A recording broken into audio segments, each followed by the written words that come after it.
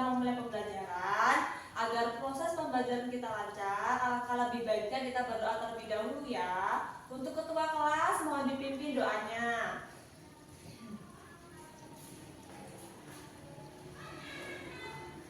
Nah, oke, sekarang hari ini apakah ada yang tidak masuk atau masuk semua? Ada yang tidak masuk? Masuk semua ya. Alhamdulillah ternyata hari ini masuk semua. Alhamdulillah kita diberikan kesehatan sehingga kita bisa berkumpul pada pagi hari ini di kelas ini dalam keadaan sehat walafiat dan dalam keadaan semangat, ketemu kawan-kawan semua ya. Sebelum kita memulai pembelajaran, coba semua anak-anak lihat di sekelilingnya. Coba kalian lihat di sekeliling kalian. Nah, coba perhatikan.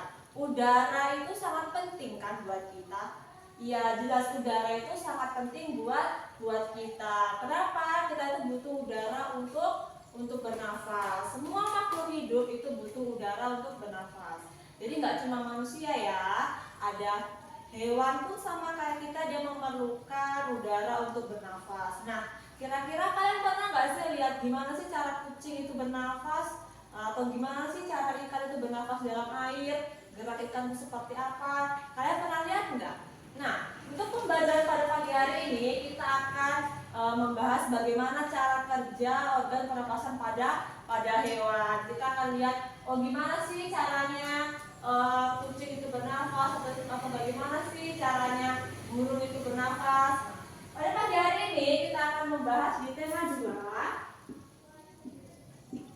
Tema 2, udara bersih bagi kesehatan.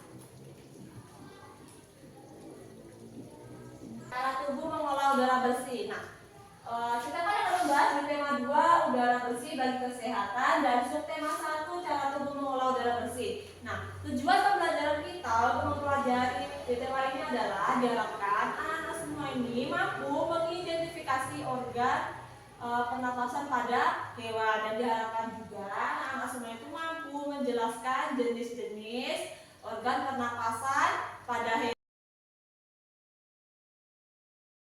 Semua buka di buku pembelajarannya, coba dibuka. Di situ ada teks ya, teks bacaan itu dengan berjudul cara tubuh mengolah udara bersih. Nah, coba semua kalian baca terlebih dahulu ya, nanti kita bahas sama-sama. Apakah sudah dibaca? Sudah ya. Coba kita perhatikan lagi. Di situ ada gambar apa? Di situ ada gambar manusia, ada gambar hewan, di situ ada gambar kambing, bebek, ayam, dan sebagainya ya. Nah, kira-kira apa saja sih perbedaan makhluk hidup ini? Jelas tadi ya, ini ada manusia, di sini juga ada hewan, beda-beda jenis ya, beda-beda bentuknya, beda-beda habitat. Dan selanjutnya apa sih persamaan dari semua makhluk hidup ini? Ada yang tahu? Persamaan dari makhluk hidup ini adalah bernafas. Seperti yang sudah Ibu bilang tadi ya, bahwa makhluk hidup, semua makhluk hidup itu bernafas, membutuhkan udara. Jadi semua makhluk hidup itu membutuhkan oksigen untuk bernafas. Nah,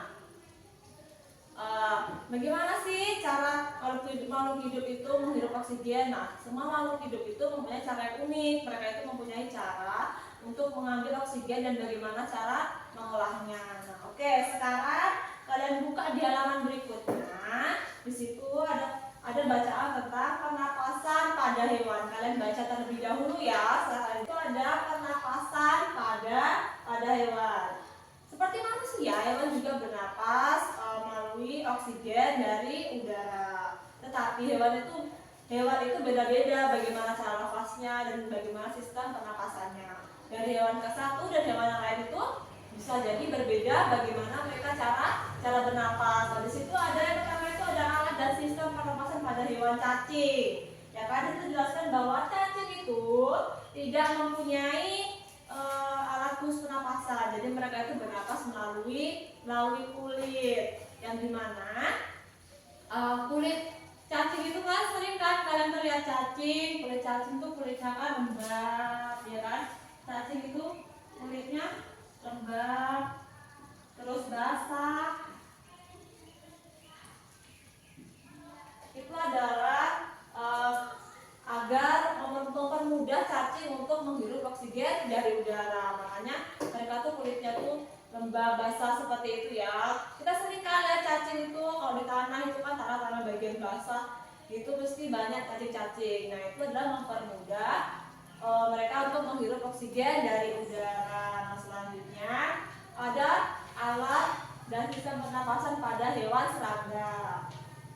Nah di mana serangga juga sama, dia menghirup oksigen juga sama seperti kita. Tapi serangga ini bernapas melalui trakea, yaitu sistem tabung yang memiliki banyak percabangan dalam tubuh. Jadi serangga ini bernapas melalui trakea. Dan selanjutnya ada juga, coba kalian lihat di halaman berikutnya, ada ikan, alat dan pernapasan pada ikan, yang dimana ikan itu bernapas melalui apa? Ada yang tahu? Ikan itu bernapas melalui insang. Jadi ikan itu bernapas melalui insang. Nah, insang itu terletak di mana?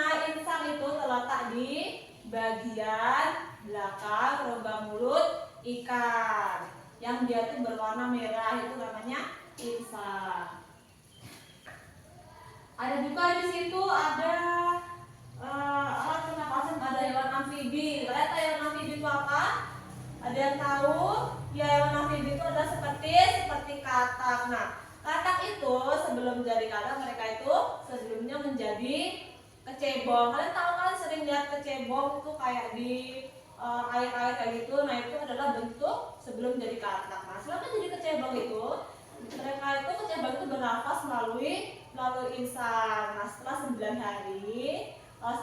hari itu mereka akan berubah dan akan menjadi katak muda, sehingga katak mulai bernafas melalui paru-paru. Katak muda dan katak dewasa itu juga bisa bernafas melalui kulit. Makanya kulit katak itu lembab ya teksturnya. Oke, selanjutnya ada pernapasan di hewan reptil. Itu apa sih hewan reptil itu? Hewan reptil itu seperti kayak ular, cicak, biawak, buaya itu adalah hewan reptil yang dimana mereka itu bernapas menggunakan paru-paru. Jadi mereka itu bernapas menggunakan paru-paru kulit. Kemudian ada hewan reptil juga, mereka juga bernapas menggunakan paru-paru. Dan selanjutnya ada alat organ pernapasan pada burung. Nah, burung itu juga bernapas dengan sepasang paru-paru ya, yang paru-paru burung itu terletak di rongga dada. Nah, selanjutnya kita akan membahas juga alat dan sistem pernapasan pada mamalia. Nah, di situ hewan mamalia itu adalah hewan yang dibagi menjadi dua ya, ada mamalia darat dan mamalia air. Mamalia darat itu ada kerbau, kuda, seperti itu ya. Terus mamalia air itu ada paus, ada lumba-lumba. Nah, bagaimana sih cara pernapasan hewan tersebut? Mereka itu bernapas dari atas hidung, ada pangkal tengkorak, batang tengkorak, dan paru-paru. Nah, apakah ada yang ditanyakan dari materi Ibu Sang? Oke, sekarang Ibu akan membagikan kelompok ya, kelompok. Ini ada 7 kelompok. Nah, di sini akan kita membuat bagan untuk pernapasan. Sekarang Ibu bagikan kelompok terlebih dahulu ya. Oke, sekarang kelompok sudah dibagi. Baiklah, di sini Ibu membagikan gambar kerja. Di sini kalian tulis sama kelompok kalian.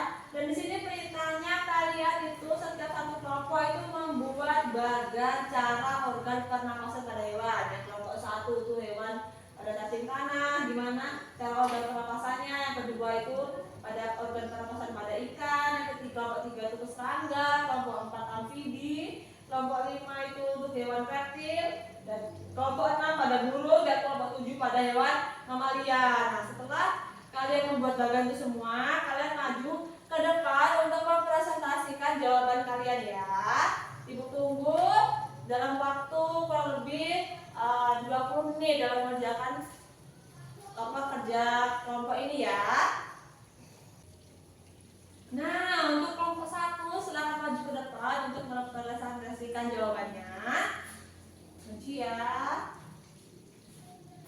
Nah, itu adalah jawaban dari kelompok 1. Nah, kira-kira apakah ada yang kurang jawaban dari kelompok 1? Benar ya, kelompok satu tadi menjelaskan tentang cara organ pernapasan pada hewan cacing, yang menjelaskan di situ bahwa cacing itu bernafas melalui kulit. Ya, kulitnya tuh kulit cacing itu lembab, basah, itu digunakan untuk mempermudah cacing untuk menghirup oksigen dari udara. Oke, beri tepuk tangan kepada teman-teman. Nah, selanjutnya, apakah ada yang bisa menyimpulkan hari ini kita belajar tentang apa? Ada yang bisa menyimpulkan? Kita belajar tentang, ya benar, kita belajar tentang organ pernapasan pada hewan. Tadi ada hewan apa? Alat sistem pernapasan pada hewan cacing. Terus ada alat sistem pernapasan pada hewan serangga yang dia bernapas melalui trakea. Dan alat pernapasan pada hewan ikan itu bernapas melalui insang. Selanjutnya ada alat dan sistem pernapasan pada hewan amfibi, yaitu melalui paru-paru dan bisa melalui kulit. Kemudian ada alat dan sistem pernapasan pada hewan reptil, yaitu melalui paru-paru, dan hewan burung juga itu melalui paru-paru. Dan ada juga kita belajar tentang alat pernapasan pada hewan mamalia. Nah, itu ya kita belajar sama anak-anak semua. Itu kalau belajar itu semakin aktif lagi, semakin memperhatikan lagi ketika ibu menjelaskan pembelajaran. Dan juga ibu berharap anak-anak semua buka di bukunya, di situ ada tugas, itu kalian kerjakan di rumah ya, minggu depan dikumpulkan. Nah, ibu cukup sekiankan. Nah, untuk memproses kembali materi yang sudah ibu sampaikan, ibu harapkan anak-anak semua rajin baca bukunya ya, rajin baca buku di rumah. Nah, mungkin kalau ada kata-kata yang perlu dipahami, mungkin minggu depan kita bahas lagi materinya secara bersama-sama ya. Oke, untuk ketua kelas silakan tutup doanya.